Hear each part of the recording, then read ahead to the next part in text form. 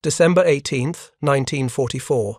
A snow-covered ridge 3 miles east of Krinkelt, Belgium. Lieutenant Thomas Harker pressed his face against the frozen periscope of his Sherman tank, watching a column of German Panthers advancing through the morning fog below. His driver, Corporal James Mitchell, had the engine idling in neutral. The 32-ton tank sat facing backwards, its 75mm gun pointed uselessly away from the enemy, its thin rear armour exposed to the most dangerous tanks in the German arsenal. Every instinct Mitchell possessed screamed that this was suicide. You did not turn your back on a Panther. You did not present your weakest armour to a gun that could punch through a Sherman's frontal plate at 1,500 yards. Yet Harker had ordered this exact positioning 30 minutes earlier, after carefully walking the ridgeline in darkness, measuring distances, calculating angles that made no sense to a driver trained at Fort Knox to charge forward, always forward. Through his vision block, Mitchell could see the first Panther now, maybe 800 yards out, its long 75mm gun sweeping left and right as it searched for targets.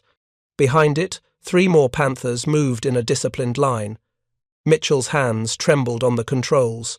His loader, Private First Class Raymond Cooper, had asked the question they were all thinking. "Sir, why are we pointing the wrong direction?" Harker's response had been cryptic.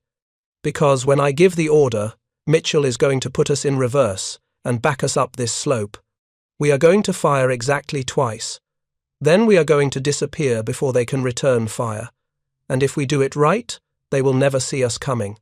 The mathematics of tank combat in December 1944 were brutally simple and universally understood.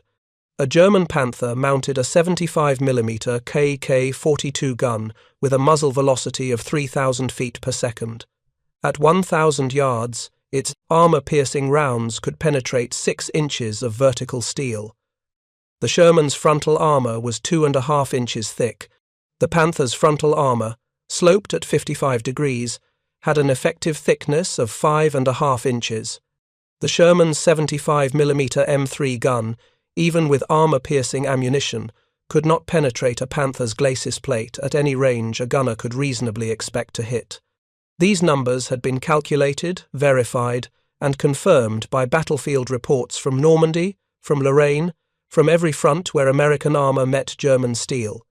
They appeared in after-action reports, in ordnance studies, in the private letters soldiers wrote home.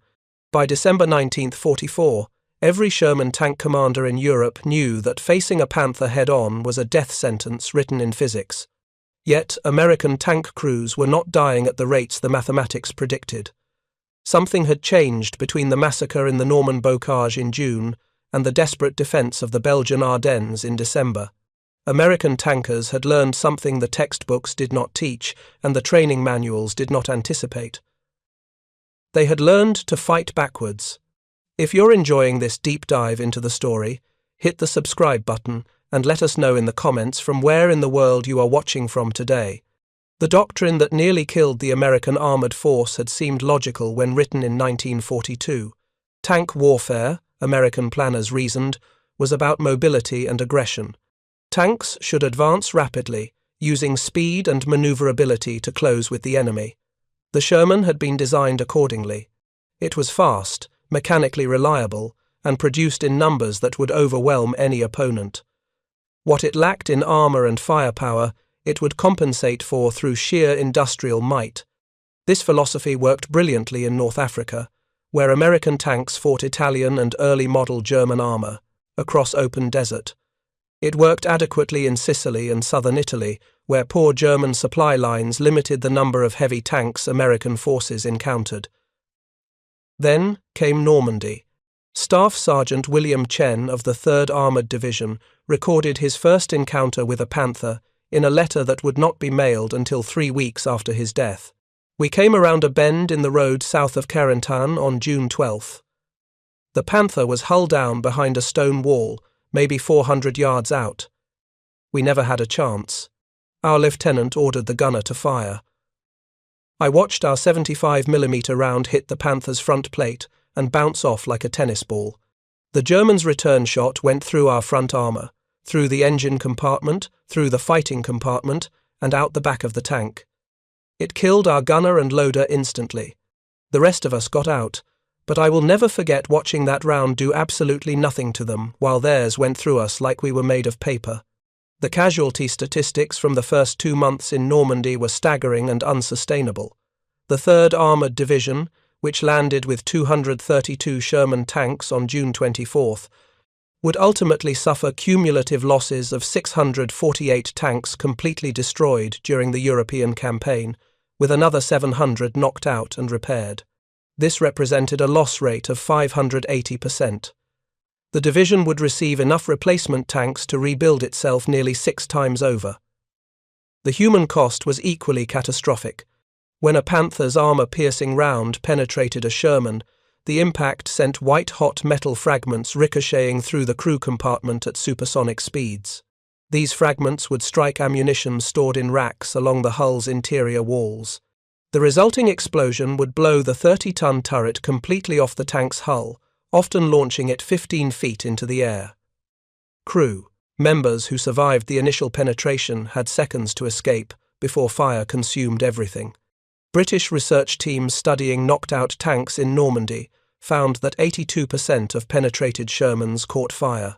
American surveys, using slightly different methodology, concluded 65% burned. The difference in percentages mattered little to the men inside. Corporal Michael Breslin, a loader with the 7th Armoured Division, survived 3 tanks being destroyed beneath him.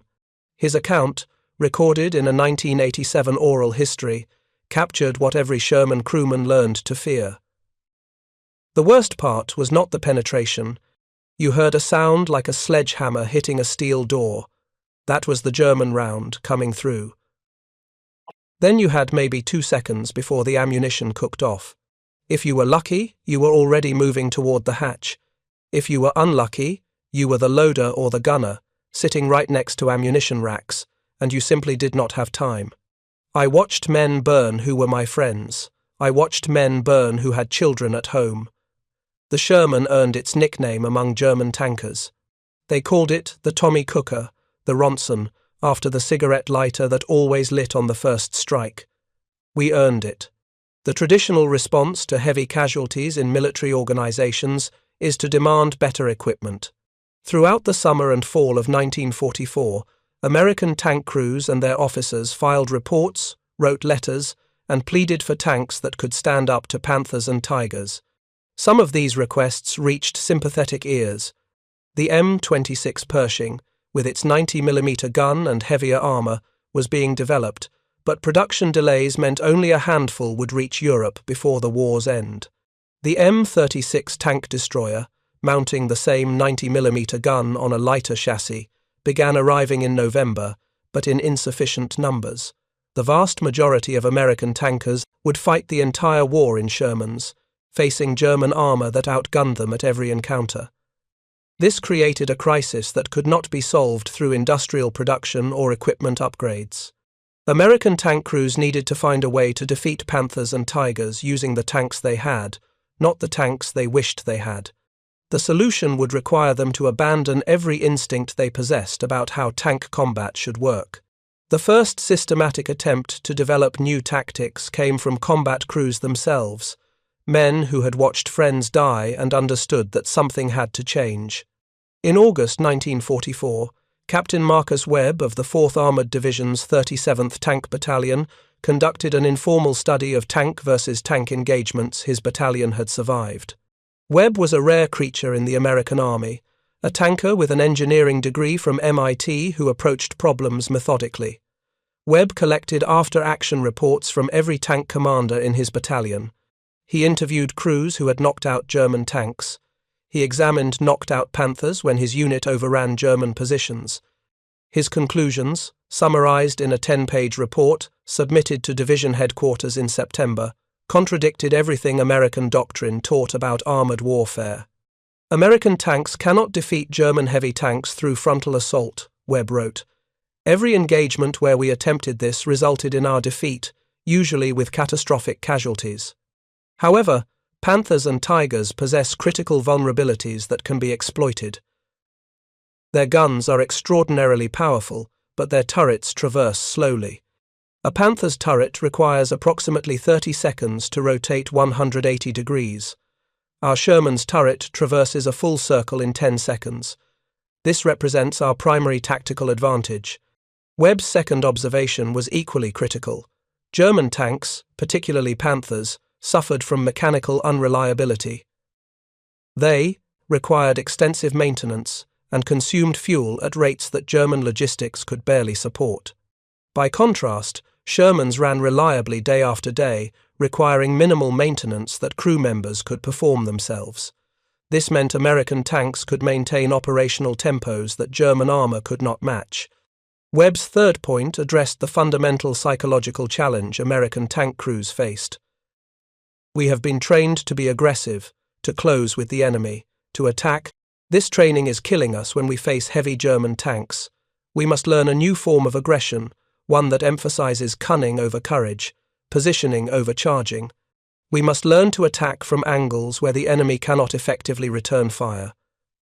We must learn, in essence, to fight like hunters rather than like knights. Division headquarters forwarded Webb's report up the chain of command with a strong endorsement. By October, copies had reached 3rd Army headquarters, where General George Patton's staff officers began incorporating Webb's observations into training materials. But the real innovation came not from staff officers in headquarters, but from tank crews themselves, men who faced Panthers every day and had to develop survival tactics in real time. Lieutenant Thomas Harker of the 2nd Armored Division had read Webb's report in November. Harker commanded a platoon of 5 Sherman tanks in Company B, 67th Armored Regiment. He was 24 years old, a former schoolteacher from Pennsylvania who had joined the Army in 1942. By December 1944, Harker had fought from Normandy through France into Belgium. He had lost 2 tanks knocked out from under him. He had watched 11 men from his original crew killed or wounded. Harker understood Webb's conclusions intellectually, but transforming that understanding into practical tactics required a conceptual breakthrough that contradicted everything he had been taught. The breakthrough came during a 3-day rest period in early December, when his company occupied positions near Malmedy, Belgium. Harker spent those 3 days walking the terrain, studying the rolling hills and ridgelines that characterized the Ardennes. The landscape gave him an idea that seemed insane at first consideration.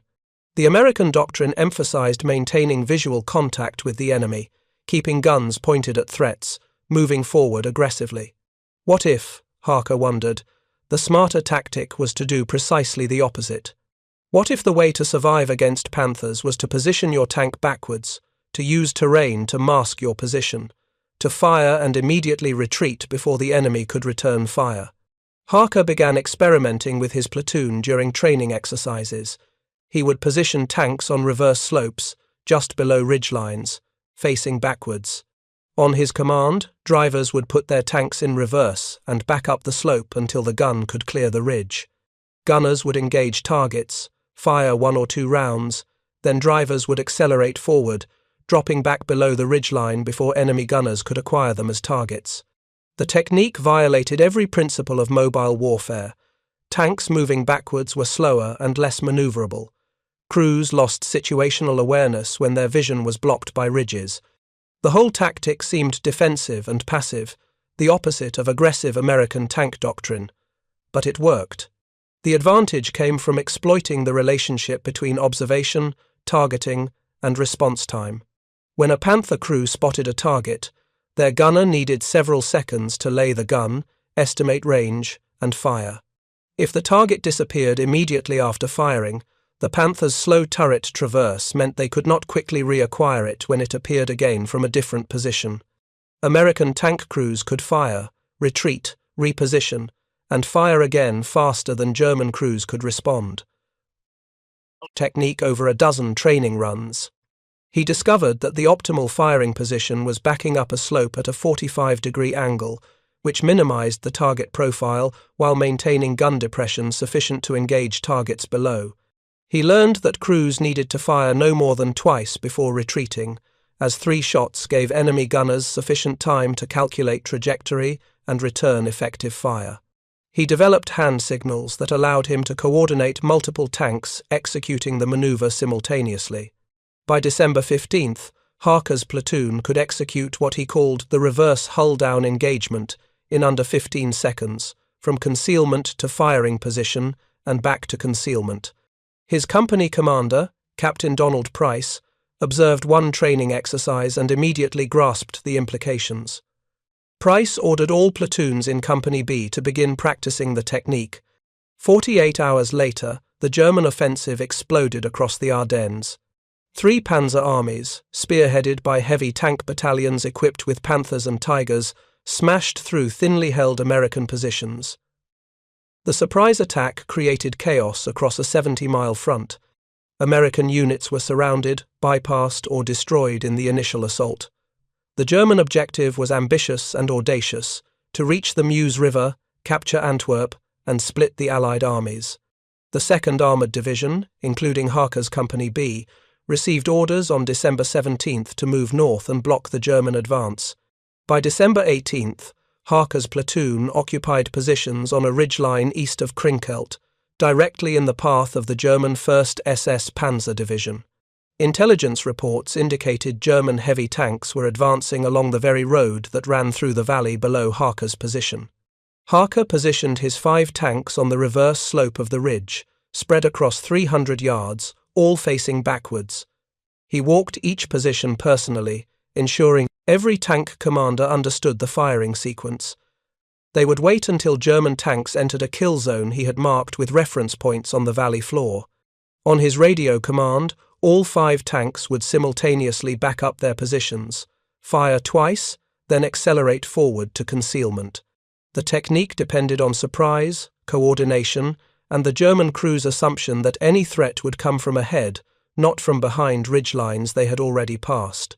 Now, at 08:15 on December 18th, 4 Panthers advanced through morning fog directly into Harker's kill zone. Mitchell, Harker's driver, felt sweat freezing to his face despite the 20-degree temperature. His hands gripped the controls. Through his vision block, he watched the lead Panther grow larger. 800 yards, 700, 650. Harker's voice crackled over the platoon radio net, calm and precise. All Able stations, this is Able 6. Stand by. Stand by. Execute now. Mitchell slammed his transmission into reverse and gunned the engine. The Sherman lurched backward up the slope. Through his periscope, Harker watched the ridgeline drop away, revealing the valley below. His gunner, Sergeant Frank Morrison, already had the lead Panther in his sights. The range was 640 yards, close enough for the Sherman's gun to be effective against the Panther's thinner side armor. Gunner, Panther, left side, fire, Harker commanded. Morrison squeezed the trigger. The 75mm gun thundered. The armor-piercing round crossed 640 yards in under a second and struck the lead Panther just below its turret ring, precisely where its side armor was thinnest. The penetration was catastrophic. The Panther's ammunition detonated, blowing its turret 20 feet into the air. The explosion sent secondary fires through the vehicle. The crew never had a chance to escape. Target destroyed, Morrison reported, already swinging his gun to acquire the 2nd Panther. To Harker's left and right, the other 4 Shermans had backed into firing positions simultaneously.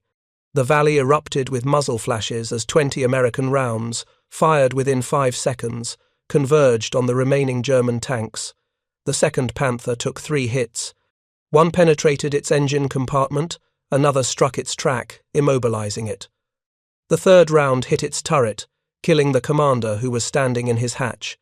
The 3rd and 4th Panthers attempted to respond. Their turrets began traversing, searching for targets on the ridgeline. But even as their guns swung toward the American positions, Harker gave his 2nd command. All Able stations, fire 2nd round, and displace. Execute. Morrison fired again. His 2nd shot struck the immobilized Panther in the rear hull, setting its fuel tanks ablaze. Before the other German tanks could return fire, Mitchell accelerated forward. The Sherman dropped below the ridgeline, disappearing from the Germans' view. The entire engagement, from first shot to concealment, had lasted 9 seconds. The surviving Panthers fired blindly at where they thought American tanks might be. Their 88mm rounds screamed over the ridgeline, impacting in open fields 300 yards beyond.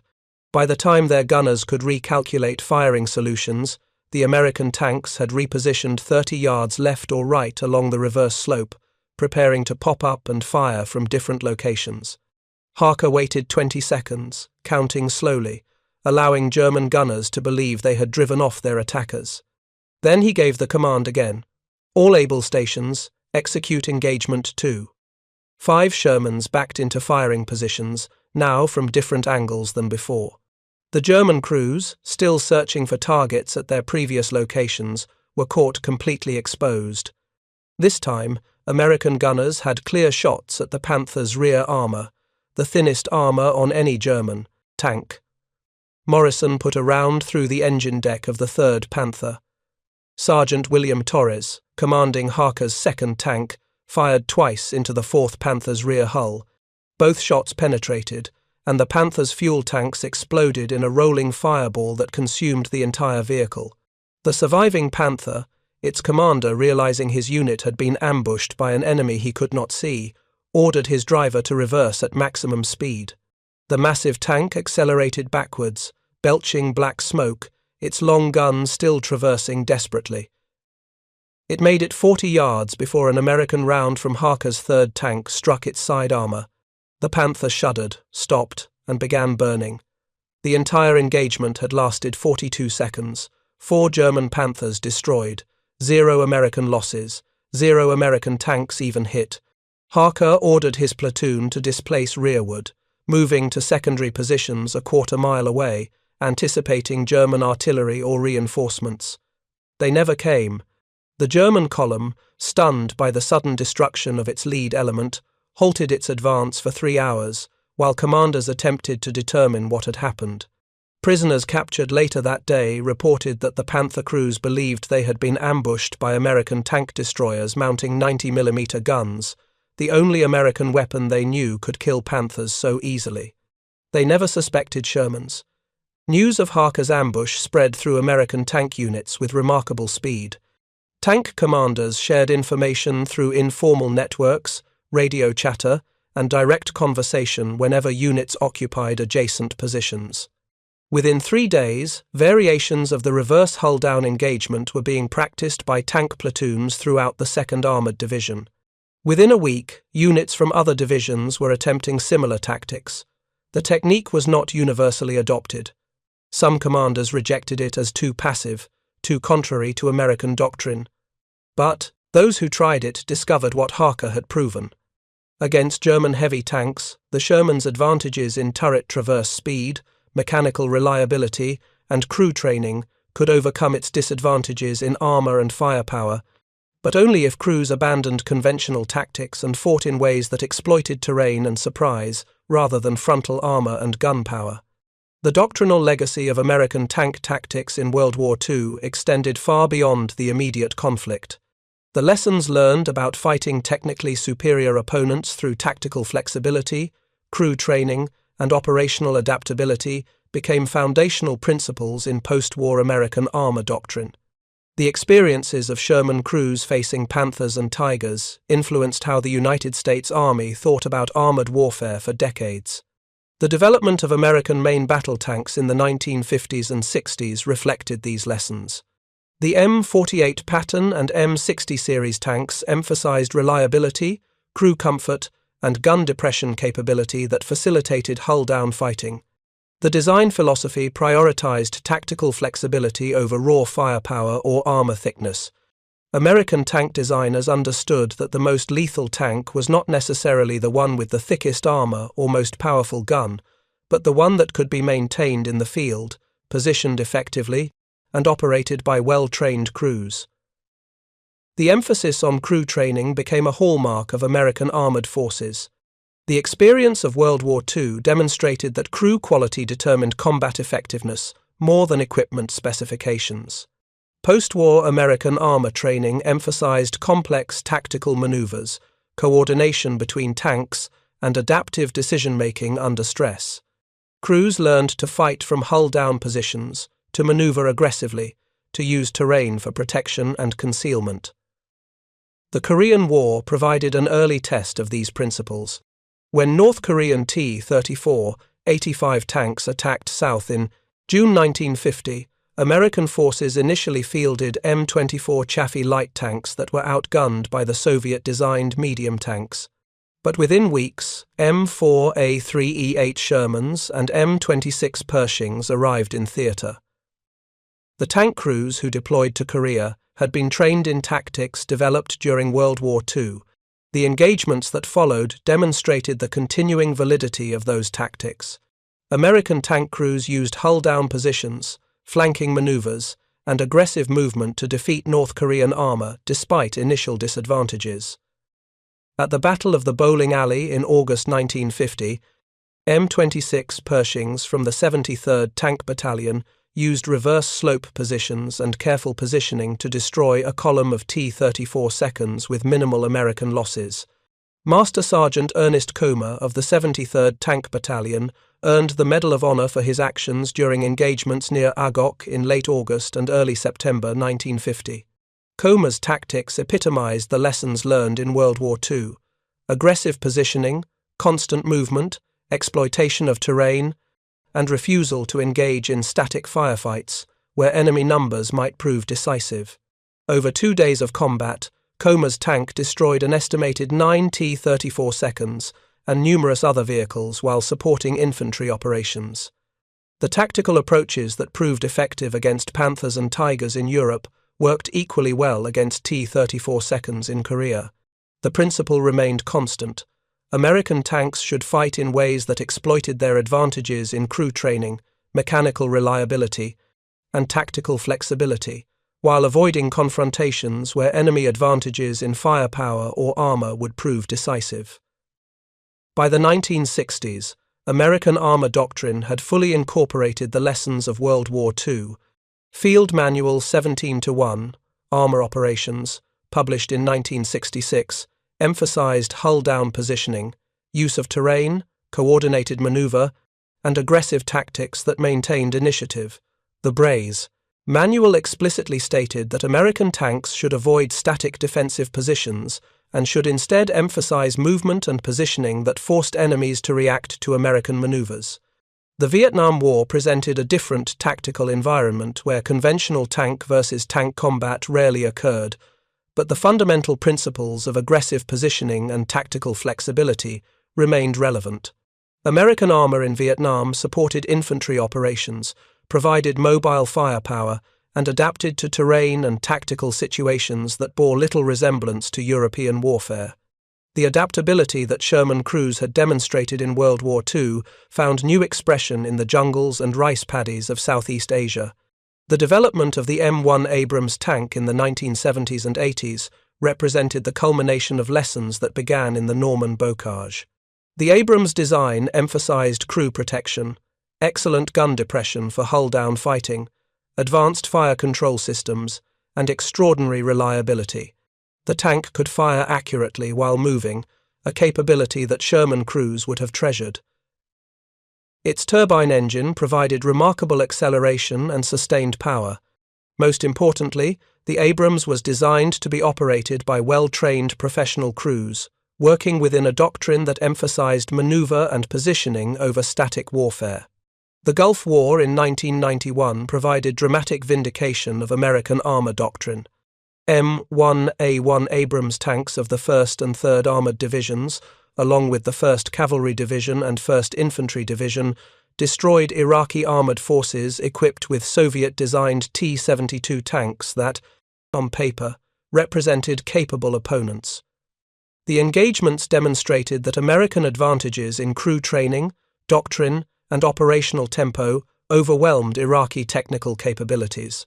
At the Battle of 73, easting on February 26, 1991, Eagle Troop of the 2nd Armored Cavalry Regiment, commanded by Captain H.R. McMaster, destroyed an Iraqi Republican Guard tank company in a brief, intense engagement. McMaster's tanks used terrain skillfully, achieved surprise, and exploited superior fire control systems and crew training to annihilate the Iraqi force before it could effectively respond. The engagement lasted approximately 30 minutes. Eagle Troop destroyed 28 Iraqi tanks, 16 personnel carriers, and 30 trucks without suffering any losses. The tactical principles McMaster employed would have been immediately recognizable to Thomas Harker or any Sherman tank commander who fought in Europe in 1944 and 45. Use terrain to mask your approach. Achieve surprise through aggressive positioning. Strike from angles where the enemy cannot effectively return fire. Maintain operational tempo that prevents enemy forces from recovering and organizing effective resistance. The technology had advanced dramatically, but the tactical foundations remained unchanged. The personal stories of individual tank crews who mastered these tactics in World War II deserve preservation. These were not faceless statistics, but young men, most in their early 20s, who adapted to challenges that exceeded anything their training had prepared them for. Their experiences illuminate how ordinary soldiers respond to extraordinary circumstances.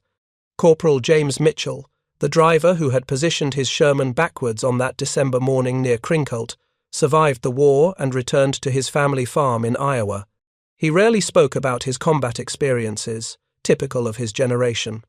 But in a 1992 interview conducted by his grandson for a high school history project, Mitchell offered reflections on what those months had taught him. The hardest thing was learning to trust tactics that felt wrong. Everything in your body tells you to face the enemy, to point your gun at the threat, to move forward aggressively. Learning to turn your back, to position yourself where you could not see what was coming, to move backwards while enemy tanks advanced, it violated every instinct. But Lieutenant Harker showed us it worked. After that first engagement, where we destroyed 4 Panthers without taking a hit, we believed. Once you believed, once you trusted the tactics, the fear became manageable. You still felt it, but you could control it. Mitchell's observation about fear management was echoed by other veterans. The new tactics did not eliminate fear, but they transformed it from paralyzing terror into manageable anxiety. When crews felt they had viable approaches to fighting German heavy tanks, when they believed their actions could influence outcomes, fear became a tool that sharpened focus rather than a force that prevented action. Sergeant Frank Morrison, the gunner who had fired those first shots at the Panther column near Crinkelt, pursued a career as an engineer after the war. In technical papers he published in the 1950s analyzing fire control systems, Morrison occasionally referenced his wartime experiences. In a 1958 article on target acquisition, he wrote about the psychological dimensions of gunnery under stress. The most difficult aspect of tank gunnery was maintaining calm precision when your life depended on speed. You needed to acquire the target quickly, but you needed to aim carefully to ensure the shot would penetrate. The temptation was always to rush, to fire as fast as possible. But a rushed shot that missed accomplished nothing except to alert the enemy to your position. The best gunners I served with had learned to slow down their internal clock, to take that extra half-second to ensure proper aim, even when Panthers were traversing their guns toward us. That discipline, that refusal to panic, separated the gunners who consistently destroyed targets from those who wasted ammunition on misses. The technical skills Morrison described required extensive training and combat experience to develop. New replacement crews, arriving at the front with only stateside training, initially struggled with the complex demands of the backing tactics and hull-down engagements. Experienced crews needed to mentor replacements, teaching lessons that no training manual could adequately convey. Lieutenant Colonel William Hoge, whose guidance during the Battle of the Bulge had emphasized constant movement and aggressive positioning, retired as a major general after a distinguished post-war career. In a 1974 memoir, Hoge reflected on how the experience of fighting German heavy tanks had shaped his understanding of leadership. The most important decision a commander makes is choosing when to follow doctrine and when to abandon it. Doctrine provides framework and guidance, but it cannot account for every tactical situation. When we faced Panthers and Tigers, American doctrine was inadequate. It emphasized frontal attacks and aggressive forward movement that got our crews killed. The officers and sergeants who recognized this inadequacy and developed new approaches, often in direct violation of what they had been taught, those were the ones who kept their men alive and accomplished their missions. Leadership requires knowing when to color outside the lines. Hodge's observation about the tension between doctrine and adaptation remained relevant throughout military history. Effective military organizations must balance adherence to proven procedures with flexibility to innovate when circumstances demand new solutions. The American armored force in World War II succeeded precisely because it allowed junior officers and non-commissioned officers sufficient latitude to experiment with new tactics without waiting for approval from higher headquarters. The story of Sergeant Curtis Coolin and the hedgerow cutter exemplified this principle of bottom-up innovation. Coolin, a sergeant with the 2nd Armored Division's 102nd Cavalry Reconnaissance Squadron, observed that Shermans attempting to climb over Norman hedgerows exposed their vulnerable belly armor to German anti-tank weapons. He fabricated a device from salvaged German beach obstacles, steel prongs that could be welded to a Sherman's front hull to cut through hedgerow embankments while keeping the tank level.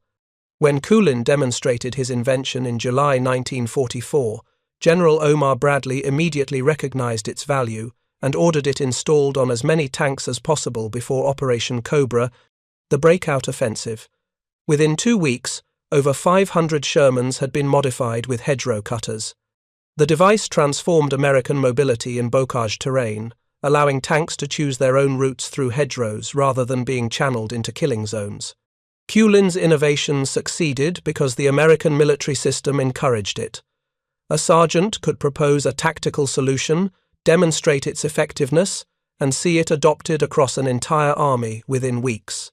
This institutional flexibility represented an enormous advantage over German military culture, which emphasized rigid adherence to established procedures and discouraged deviation from doctrine by junior personnel.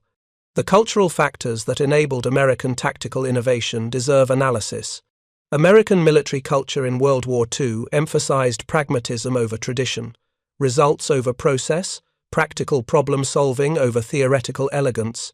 This reflected broader American cultural values that prioritized what worked over what looked impressive or conformed to established patterns.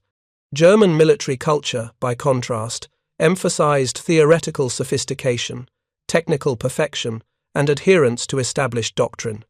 German tanks were masterpieces of engineering, but German tactical doctrine proved inflexible when circumstances demanded adaptation. German crews were trained to execute established procedures with precision, but they received less encouragement to improvise or experiment than their American counterparts. The contrast appeared clearly in how the two armies responded to unexpected tactical situations. When American tank crews encountered Panthers in Normandy and found their standard tactics ineffective, they experimented until they developed approaches that worked. When German tank crews found themselves facing American air superiority and aggressive flanking attacks, they generally continued employing the same defensive tactics that had worked earlier in the war, even as those tactics became increasingly ineffective. This difference in institutional culture helps explain why American forces, initially at a disadvantage in tank quality, achieved increasingly favorable outcomes as the war progressed. American units learned faster, adapted more readily, and incorporated lessons more quickly than their German opponents. The cumulative effect of thousands of small innovations and tactical improvements overwhelmed German technical advantages. The statistical record demonstrates this learning curve. American tank loss rates in Normandy during June and July 1944 were catastrophic. By January and February 1945, loss rates had decreased significantly even as American units fought through difficult terrain against determined opposition. The improvement resulted from accumulated tactical learning, better crew training, improved coordination with infantry and artillery, and increasingly effective air support. The experience of the 3rd Armored Division illustrated this pattern.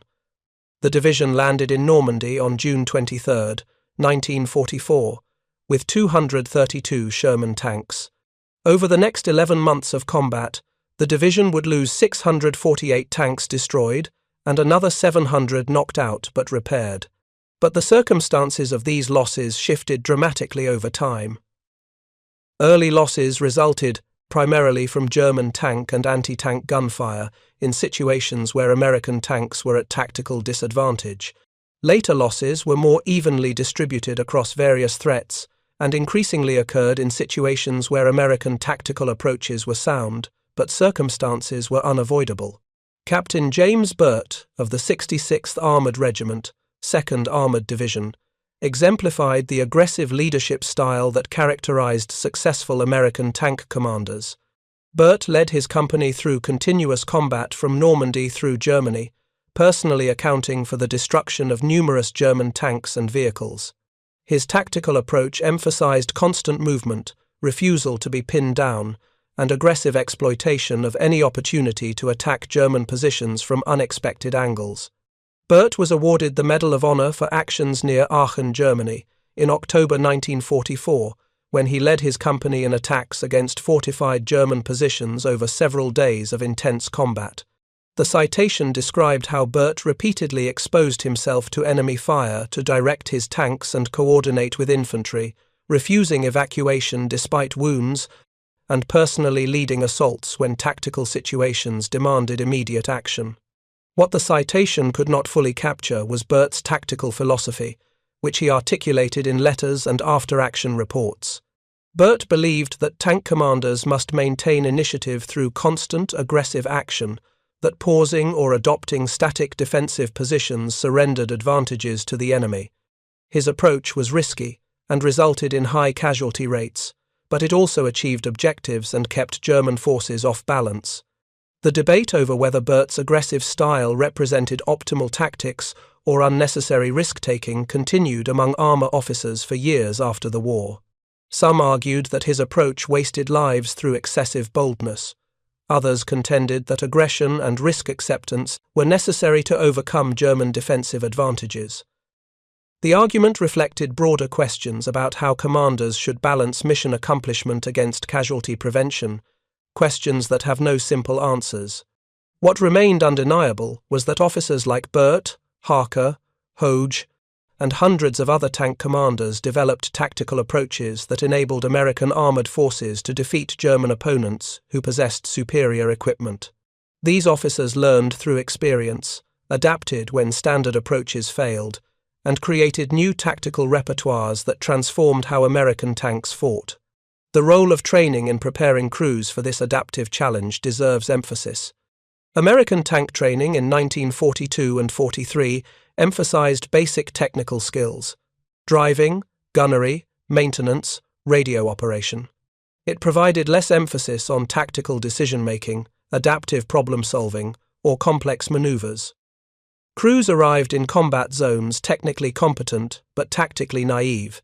The hard lessons of Normandy demonstrated that technical competence was necessary but insufficient. Crews needed tactical sophistication that could only be developed through combat experience or realistic training that approximated combat conditions. By late 1944, American training establishments had begun incorporating lessons from the European theatre.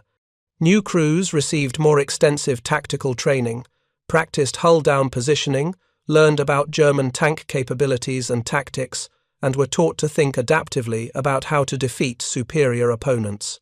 But no training could fully prepare crews for the psychological stress of combat against German heavy tanks. The first time a crew faced a Panther or Tiger remained a transformative experience that no simulation could replicate. Veterans consistently reported that their first engagement with German heavy tanks taught them lessons no instructor could convey about fear management, tactical decision-making under stress, and the difference between theoretical knowledge and practical application. The informal networks through which experienced crews mentored new arrivals played crucial roles in preserving and transmitting tactical knowledge. When replacement crews joined veteran units, experienced tank commanders would brief them on lessons learned, describe what worked and what didn't, explain the nuances of fighting German armor that no manual addressed. This peer-to-peer knowledge transfer ensured that hard-won lessons survived personnel turnover, Sergeant Lafayette Poole of the 3rd Armored Division's 32nd Armored Regiment became legendary among American tank crews for his success against German armor. Between June 27 and September 19, 1944, Poole and his crew were credited with destroying 12 enemy tanks, 28 armored vehicles and self-propelled guns, killing over 1,000 German soldiers and capturing 250 prisoners. Poole accomplished this in 81 days of combat across 3 successive Sherman tanks named In the Mood. The story of American Sherman tank crews during World War II reveals how tactical innovation and adaptability overcame significant technical disadvantages.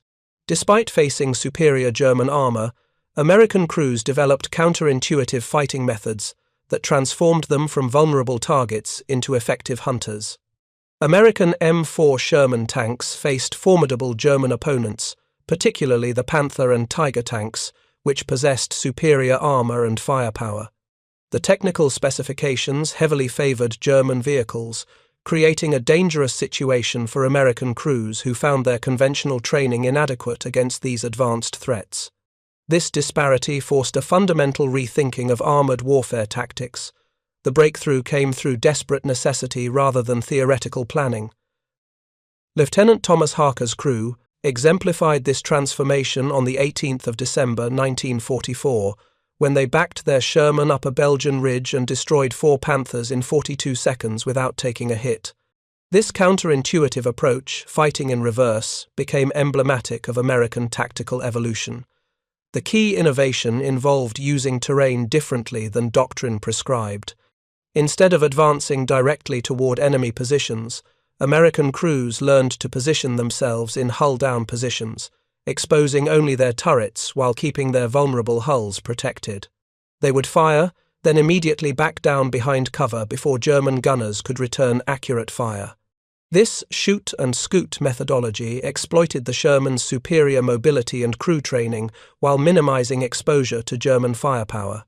Staff Sergeant Lafayette Poole exemplified another crucial tactical philosophy. His driver, Corporal Wilbert Richards, recalled Poole's approach, treating tank combat like deer hunting rather than conventional armored engagement.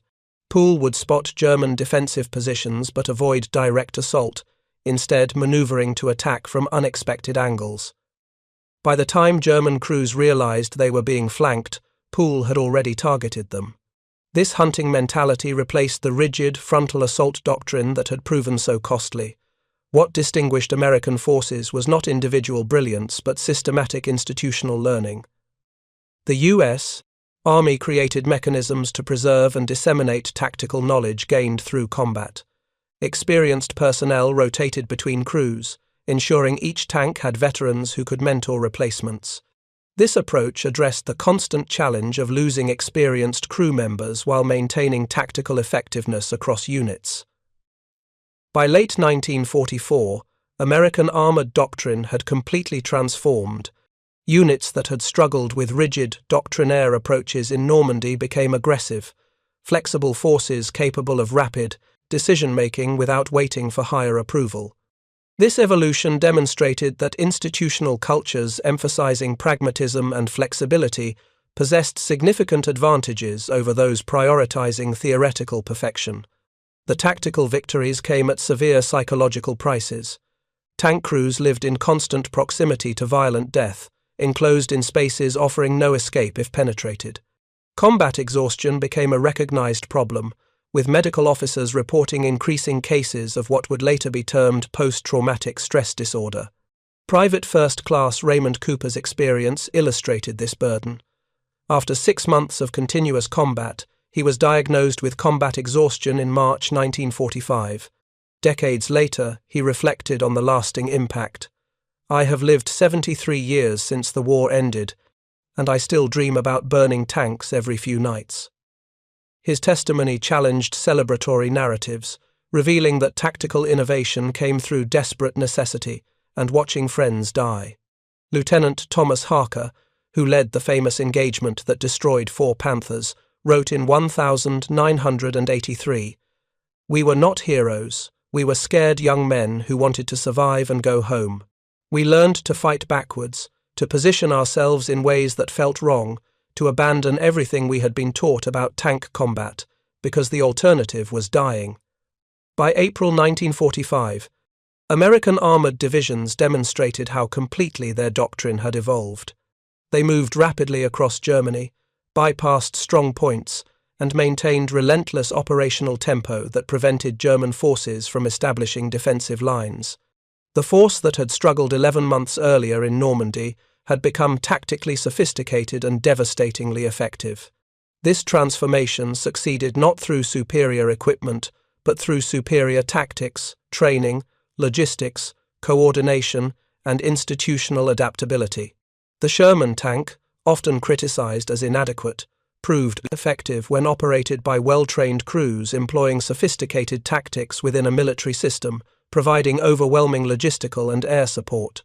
The principles developed by Sherman crews remain foundational to modern American armor doctrine.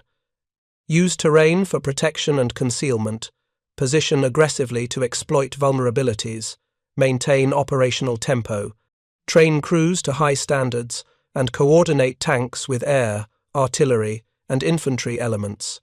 M1 Abrams crews in the 1991 Gulf War and 21st century conflicts inherited tactical traditions born in Norman hedgerows and Belgian ridges. Corporal James Mitchell, who marked his Sherman with chalk and kept that piece in a drawer for 50 years, summarized the experience simply: "We were not supermen. We were regular guys who got thrown into a terrible situation and figured out how to survive. The tactics we developed, the backing up and firing and repositioning, it was not genius, it was desperation." The Sherman crew's experience proves that military effectiveness depends less on equipment quality than on institutional cultures, encouraging innovation, training systems developing competent crews, and leadership empowering adaptation. Their story demonstrates that when faced with seemingly insurmountable challenges, organizations choosing adaptation over acceptance of limitations can transform disadvantages into manageable obstacles. This legacy teaches that equipment matters but does not determine outcomes. Training quality, leadership, adaptability, and learning from experience prove more decisive than technical specifications. American tank crews made the Sherman effective through superior tactics and crew quality, a transformation representing lessons valid in any era when creative tactical thinking must overcome apparent material superiority.